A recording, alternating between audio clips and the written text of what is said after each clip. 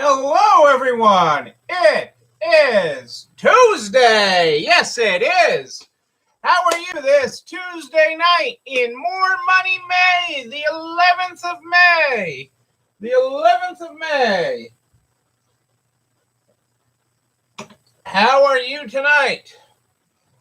Tell me about your day and what you are grateful for on this Tuesday in May. May the 11th day of the 5th month. In year 2021, tell me about your day. What are you grateful for this Tuesday? I want to know. Hey, Adele and Dazzle are here. Dazzle's probably going to sleep on me already. I'm late tonight. Good. Tired? That's a good tired, kitty. Being tired from a good sales day is a good tired. I'm grateful to have you here. We had a good sales day too. My body's a little tired too. It's okay. It's okay. It is all good. And it keeps getting better. Our best days are ahead of us. Our best days are ahead of us, not behind us. Our best days are ahead. It will keep getting better. It's going to be an amazing back-to-school season this year, kitty.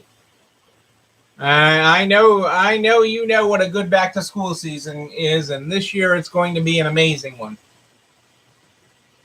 I predict my current... Where's an envelope? Hang on a second. I predict an amazing back-to-school season. What happens when schools reopen? An amazing back-to-school season. And parents go back to work. It's gonna be amazing for business this fall. I am super excited about the days to come. Michelle, how are you? Great to have you here tonight. I am grateful to have you here. Yes, I was Karnak for the moment. I was Karnak. I did a very bad Karnak, but at least you knew who I was. You knew who I was.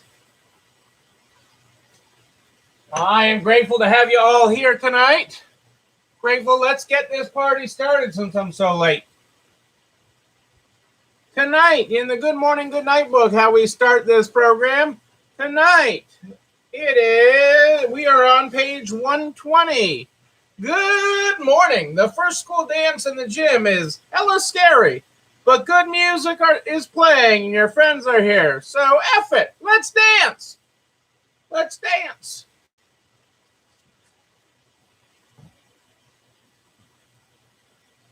Yeah, you're one of the states, Michelle, that is affected by the fuel shortage because of the pipeline hack. So,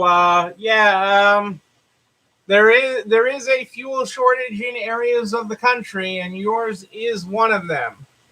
So don't burn through extra gas this week. Is the lesson there? I mean, we use a lot of gas in our house on a general. Because we drive a lot, but it is expected to be a very short-lived shortage is the expectation. Michelle, we'll see what happens. They expect to have everything pumping normally by the end of the week. I believe that would drive people to go loco. I remember as a kid in the 70s, the gas lines during the gas shortage in the 70s. And I remember you got it on whether you had an even or odd plate and all sorts of things. And the gas station across from my father's pharmacy also served the fire department. So they had a reserve for the fire department. So they had to keep extra in their reserves for the fire department. And, but I definitely remember waiting in lines during that. I have a vision of it as a kid. Maybe we were just in long lines all the time. Maybe that's what scarred me from lines. I'm not a line kind of guy. Me and waiting in lines is not a thing I do. It's something I try very hard to avoid. I'll make you laugh today. The UPS man came in 1973. Is that what it was? Well, then I was way too little for that. But I remember. Maybe it's just the stories that are ingrained in me. The UPS man came today and delivered to the warehouse and was like, "Oh, it's so beautiful out. You guys got to get out. Don't you guys ever get out?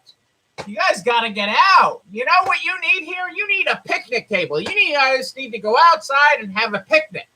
That's what you need to do. Have a great day." I'm like, have a picnic? Have a picnic? You know, we're working here.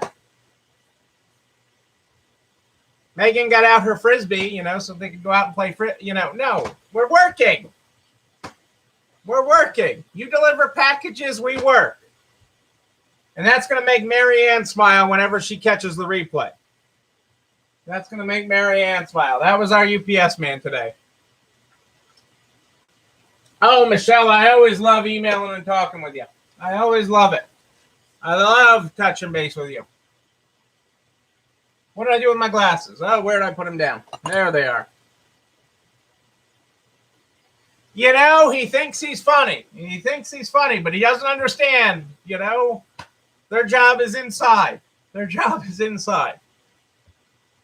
In the sunlight, you can't see all the stains. You need good fluorescent light to see all the stains on the clothing. I don't know. You know, I'm glad he gets to get in and out of his truck all day long.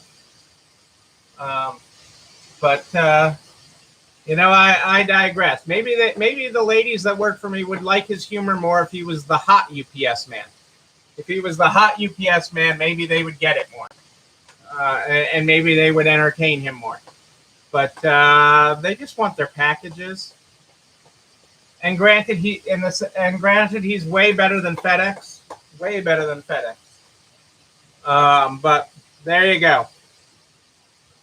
And he had packages of packages. Your UPS man's a hottie,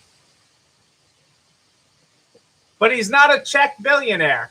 And Rose's UPS man is definitely hot. And Marianne landed the UPS man. Okay, there you go. I mean, you know, you guys all dream about it. Marianne's got the UPS man. Okay, she actually, you know, took the UPS man home.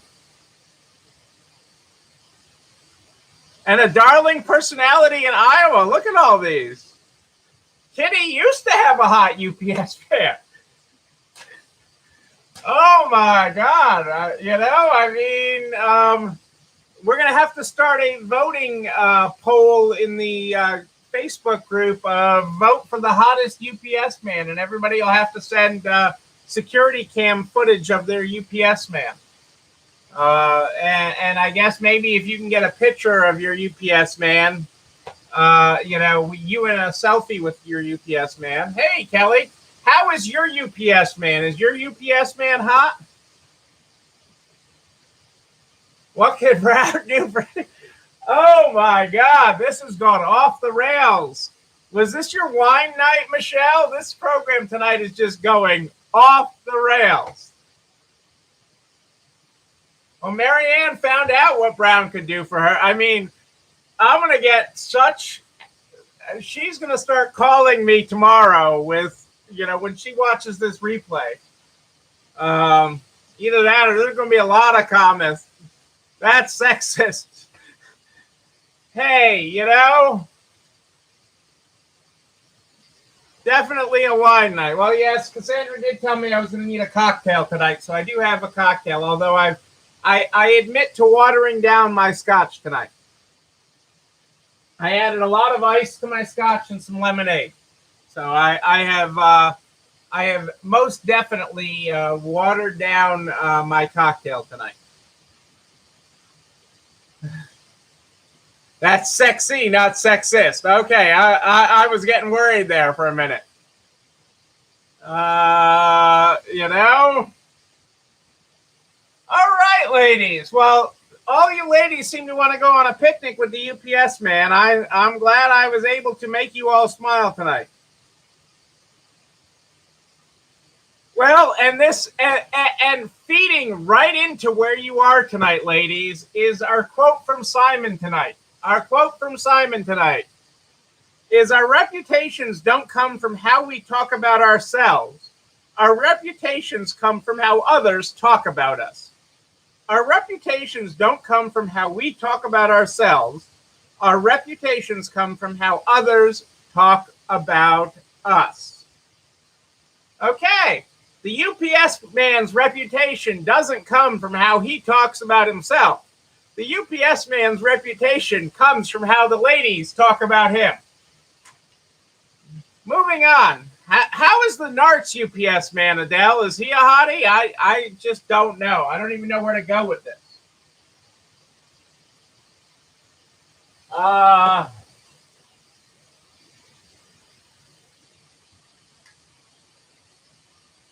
What did I miss in 8 short minutes? Miss a minute, miss a lot, Kelly. Miss a minute, miss a lot. That's what I'm telling you. You know? Oh, you totally know the UPS man talks about you. Maybe Marianne can tell us the art of the UPS man tomorrow, since she's the only one of us that's landed a UPS man. Marianne, maybe we can do a webinar with Marianne. Maybe at conference, we can get Marianne to do a seminar on how you get a UPS man and what the UPS man says about us. I still think, Michelle, you're on the right track with the Czech billionaire more than the UPS man. Okay, you might get your packages faster with the UPS man, but you can buy more packages with the Czech billionaire's billions. Just saying. Bed Bath & Beyond has a plan. A plan. The UPS guy retired. There you go. There you go. Oh my God, did this tonight go off in 100 different directions? Bed Bath & Beyond has a plan to stop losing bargain hunters to Amazon and Target. Bed Bath & Beyond has decided it's too expensive for some shoppers, but it's trying to change that. The chain has launched a new low-priced in-house brand to compete for bargain hunters who've been finding cheaper stuff on Amazon and Target. The company also wants to expand its private label business, which is more profitable for Bed Bath & Beyond than selling third-party brands. Their new brand, Simply Essential, includes more than 1,200 home, kitchen, bath, and bedding items with ladies and serving spoons with ladles, not ladies, with ladles and serving spoons for $1, bath towels for $4, and pillows for $5. Wow-worthy prices on everyday basics. Bed Bath & Beyond boasts in a new ad. Bed Bath & Beyond has struggled in recent years against a host of competitors in the home goods industry and is attempting a turnaround under new leadership. The company has in the past overstocked so-called opening price points, or the cheapest items in a product category, and was losing out on customers as a result. Simply Essential is designed to fill a gap that helped Bed Bath & Beyond appeal to shoppers looking for the lowest prices in areas such as kitchen utensils, where around half of the market is made up of such prices. Bed Bath & Beyond had zero assortment in that opening price point, so we're giving away the customer and 50% off the total market penetration. This CEO should know a thing or two since he's a former Target executive. And the chain is working hard to improve its customers' perceptions of its prices against competitors.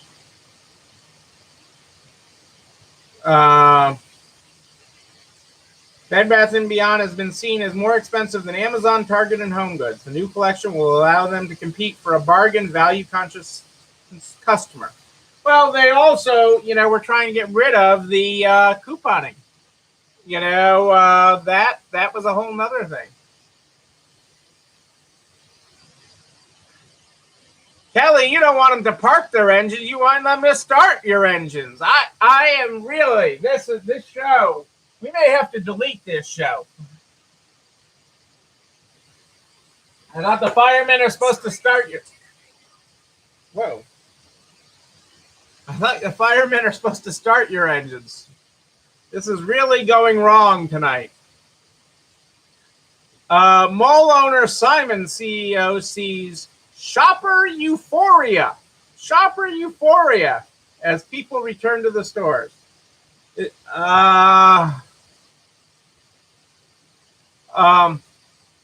Kelly, that's when you need to go into the market and ask them to reach something for you off the top shelf, or something like that. Simon Property says shoppers are getting back to malls, but that's hard. It's hard to predict what traffic trends are going to look like 1 year from now. There's clearly some level of euphoria. The biggest mall owner says shoppers are getting back to malls, that sales and shopper visits are improving week over week, but it's still being conservative in its outlook. Yes, I'm being conservative in my outlook too, because it's difficult to know what's going to stick versus what's a short-term boost. Between being cooped up, between being locked down, between the stimulus, between celebrating that the country is still around, there's clearly some level of euphoria around that. It would be impossible for me to tell you what percent that is. On the other hand, we're still seeing pockets of the country that really haven't seen that yet. He cited California and New York as two examples. I'll add Massachusetts to that, where store traffic remains suppressed by COVID restrictions. International tourism also has yet to return to malls and outlet centers. For the first quarter of the year, Simon reported an occupancy rate across its U.S. malls and properties at 90.8%. 90.8% mall and property occupancy versus pre-pandemic at 94%. And they still had revenue of $1.24 billion, down from $1.35 billion. Well, that is partially due to a couple of things. That's just not people paying their rents right now, that they're still earning $1.24 billion. It's that there's a lot of deferments that are starting to kick in, that people are paying a higher rent right now. Shopper euphoria in Virginia. Hey, I like it.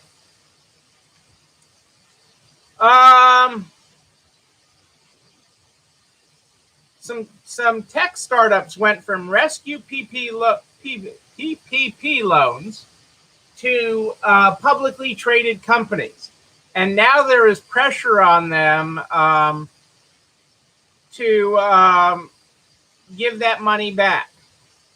Thousands of venture capital-backed startups got PPP loans when the pandemic hit, then went on to raise hundreds of millions of dollars by going public.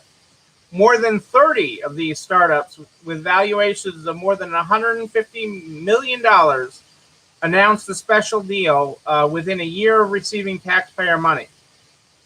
Another 15 companies, each valued at more than $200 million, had IPOs within a year of taking the loan. As much as $4 billion in PPP loans went to venture-backed startups that have then cashed out. So there is now some pressure on that to then, should they give that back? I would like to not enrich venture capitalists, but I do want to save jobs. So I'm gonna sort of take it on a case by case basis. I'm not going to say all those deals, all those PPP loans should go back, but and they followed the rules in getting them, and were probably essential at the time. But I'm a little, again, the insiders cash out. That's the name of that game. So what if you could work remotely 100% of the time? Okay. The new thing in working remotely, as office-based workers, companies try to figure out what to do with their workers. Do you bring them back in? Do you do hybrid? Do you allow 100% remote? some companies, as part of their plan, are now saying you can stay remote. You're just going to have a pay cut. Yes, a pay cut. That is the new math coming out. You think the idea that you could live anywhere or be anywhere and work from home is a great idea. A lot of these companies pay a premium to have you in Silicon Valley, New York, Boston, Chicago, and major metro areas throughout the country. And if you want to be remote and live someplace else, you can do that, but you're going to have a pay cut. Pay cuts that companies are looking at are up to in the range of 18%. 18%.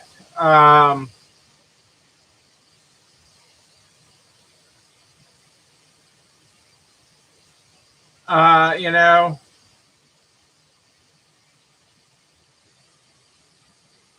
according to a tech survey, 32% of tech workers said that they would take a permanent pay cut to work from home permanently. Yeah, well, I mean, and part of it is, part of the reason for those high salaries is it's incredibly expensive to live in Silicon Valley. I mean, $1 million house in Silicon Valley is $100,000 house someplace else. And I'm not, being light of it, but there's all these. There's a cost to it all. And you're right. You save money on commuting and eating lunch out and doing other things. It's a trade-off. So I don't know which way it's going to go. I don't think the majority of people, even by this survey, 32% of tech workers would do it. So, I don't know where that's going to go, but it's interesting that it's now officially part of the discussion. It is now officially part of the discussion. Our friends, Janet Yellen and company at the Treasury, have started writing checks out of their $350 billion in state COVID aid. But don't wait by the mailbox. Don't wait by the mailbox, because some states won't get money, full funds for a year. They are basing the payout. So even Uncle Sam is going to be a slow payer. Yes, you're getting this money, but we're going to slow pay you. So Uncle Sam is being a slow payer of their bills. And they are basing this, and some states are already ready to sue.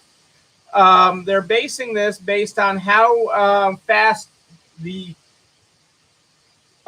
employment is recovering.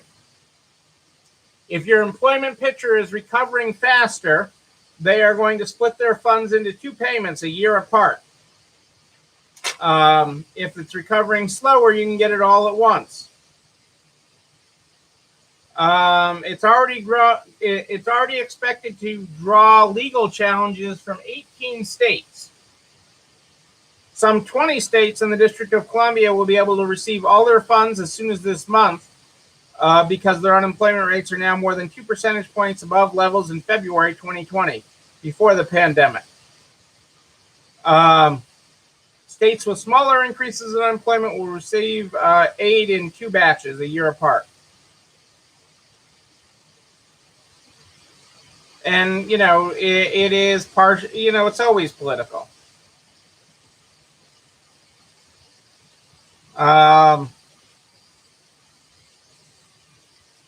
So that is interesting. And, it's an interesting, like all this stuff, it's an interpretation of the law. So it's how Treasury interprets the law, and then how Congress goes back and interprets it, etc. The FDA has authorized the vaccine for kids 12 to 15. 12 to 15 will now be able to get the vaccine as early as Thursday. They are making huge pushes to make it easier for people to get the vaccine. Even in our area today, you could get it at the high school. They were doing vaccinations at the high school. And to get those over 16 that had authorization from their parents. And they were doing it at the mall. Walk in at the high school and at the mall today. But 12 to 15-year-olds. But let me give you some stats on how vaccinations are rolling out, because I got the stats on where our stores are today. Our stores in the city of Leominster have eked out a 52% vaccination rate of residents of Leominster. So not the people that come into Leominster, like I don't live in Leominster, Massachusetts, but we are vaccinated. So we don't count in that number. And in talking with the mayor today, he said that they're doing all these things. They're doing the high school, they're doing the mall, they're doing drive-throughs at fields, anything to get people vaccinated. They're getting rides to senior citizens that can't get out. Whatever they need to do, they're going to people's homes. Whatever they need to do to jump the number. But, he's like, it's a lot of work to go from 52 to 53%. And it's going to be a lot of work to get us from 52% vaccinated to 53% vaccinated. He's like, I don't know how we're going to hit the president's goal of 60%. He's like, we're going to do everything we can to make that happen. But I don't know how we're going to get from, 52, to 60. It's going to be hard enough inching up to 53, which was an interesting part of that conversation. And a very honest one. He's like, quite honestly, the calls at City Hall, he talked about it as running, town government. He's like, in the early days of this, it was, can you get me a COVID test? Okay. And everybody calling me, how do I get, can you hook me up with one of them there COVID tests? I need one of those things to stick up my nose. And he said, then it went, can you hook me up with a vaccine? How do you get me a vaccine appointment? I need the shot. Where can I get the shot? And he said, now that we're at 52%, it's moved on to when's the new Dairy Queen opening? And, how do I, when when is it going to open? Is it going to have burgers and stuff, or is it just going to have ice cream? All the questions are about the Dairy Queen. And we're in a big town. And all the questions he's getting are about the Dairy Queen. Granted, I'm liking the Dairy Queen too. It's not very convenient where they're putting it in comparison to where I am in town. But, I digress. I still like a Dairy Queen. We just have to continue to encourage, do what we can in our communities and with our stakeholders and the people that respect you in the community, to remind people to get vaccinated, that it is safe, that, you didn't grow an 11th toe. You didn't grow a horn out of your head from it. You've still been healthy. And this is how you take care of your community. Okay, quite honestly, among everything else, this is how you take care of your community. You get vaccinated. I don't have all the right answers for it, but I want more people vaccinated. And keep in mind, adding this additional population, the 12 to 15-year-olds, actually will bring down our vaccination rates, because you're adding more people to the population to be vaccinated. So, and you'll probably bring that up quickly to where we are, because most people that got vaccinated that have 12 to 15-year-olds will get them vaccinated. Okay, but this is what we have to do to get out of this pandemic, to work our way out of this. So, that is why I share that with you, and I share those stats with that. And, the Dairy Queen used to be a Pizza Hut, so we're getting rid of pizza for Dairy Queen. Just saying.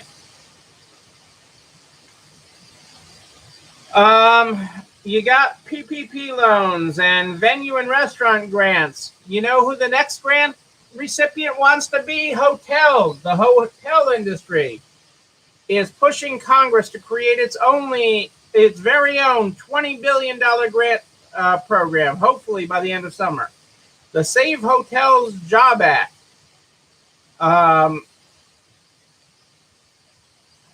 introduced by a Democrat from Hawaii and a gentleman from Florida, would create a new grant program for hotels that saw a drop in revenue of 40% or more during 2020 to receive grants of up to $20 million.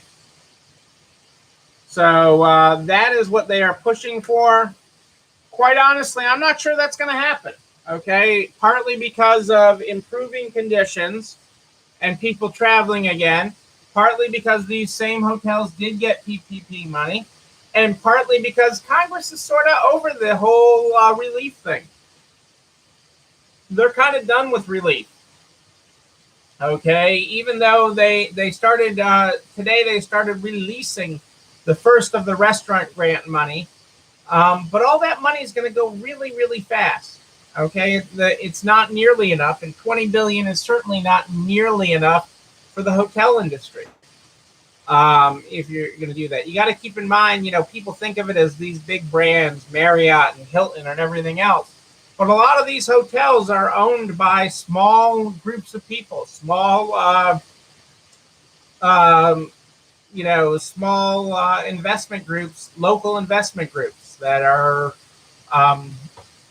that partner together and open a hotel in the area to serve things. That's what got one of our hotels in our area open many moons ago. So that is part of it. That becomes part of it. But I today, sitting here today and talking to you, there's not a whole lot of appetite for another relief bill of any kind in Congress. And so I don't know. I think the hotels are late to the game on that and asking for that, asking for their own bill. Next it'll be the UPS man asking for relief. We need new shorts. The UPS Shorts Relief Act. I don't know. Shorts and Muscle Shirt Relief Act. I don't know. I'm just saying.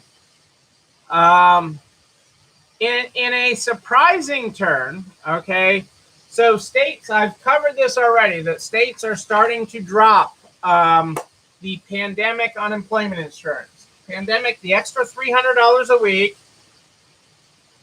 That is very good news, Rose. Congratulations. I'm very excited for you.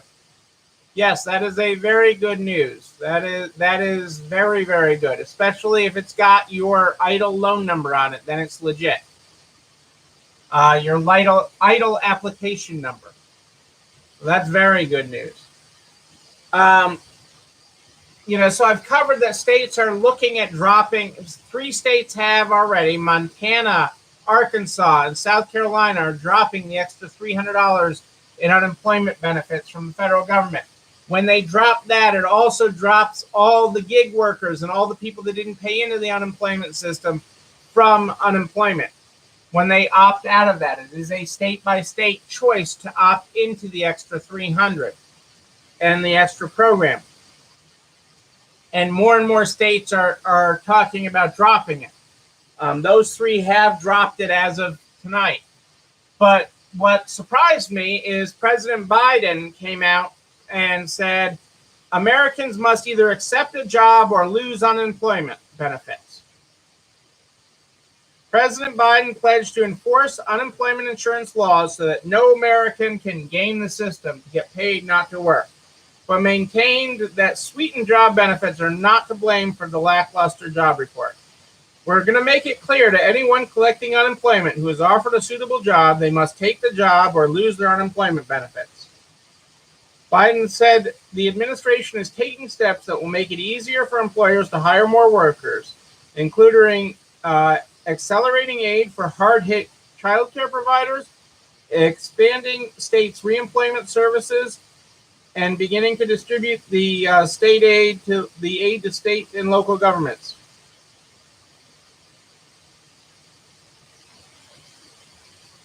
But he's rejecting a push by some to curtail or end the $300 a week benefit extension. But we will insist that the laws follow with respect to benefits.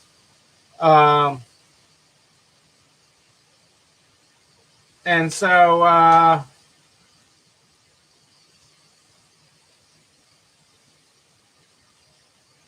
that is what the president is asking for. Beautiful. Well, if that's got your loan number on it, Rose, that is legit. Take care of it. Get it. Get your $5,000, Rose. I want you to get it. Well, you know what else you can get? You can get this video and everything that I talk about. All the files I reference, everything I talk about, except for pictures of the UPS man, will be over at narts.org/resalestrong by noon tomorrow. Noon tomorrow. You can find it all there. All the files. All the videos. And a direct link to the YouTube channel. You're not alone running this store, where you can like, comment, subscribe, and yes, you can ring the bell so you know when another video drops. You can also share with all your friends in business, the butcher, the baker, the candlestick maker, whoever they are. We're going to help them. Yes, we are. We want to help them get across the finish line and make it to the other side. I am here every night at More 8th and Ish live in the Nards private Facebook group. But if you have a question in between, you just email me, Neil, Neil, at ECIstores.com, Neil at ECIstores.com. We start this program every night with the Good Morning, Good Night book. The Good Morning, Good Night book is how we start it. Tonight we're on page 120. If you were not here at the top of the program, good morning. The first school dance in the gym is hella scary, but good music is playing, and your friends are here, so F it, let's dance. Our good night tonight is good night. The first school dance in the gym is hella scary. It's dark in here, but the music is loud, and you'll never be this young again. Let's dance. Maybe you'll dance with the UPS man, I don't know, or a future UPS man. There's your graphics, folks. Ladies and gentlemen, I am Neil Abramson. I do like a good party, a wedding, a bar mitzvah even, a school dance. We will party again. We will party in person again. And when we do, I'll be there with you. But until then, and until tomorrow night at More 8th and Ish, know that you, but most importantly you, yes you're not alone running this store. Have a great night, everybody. I'll see you tomorrow. It's time for dessert.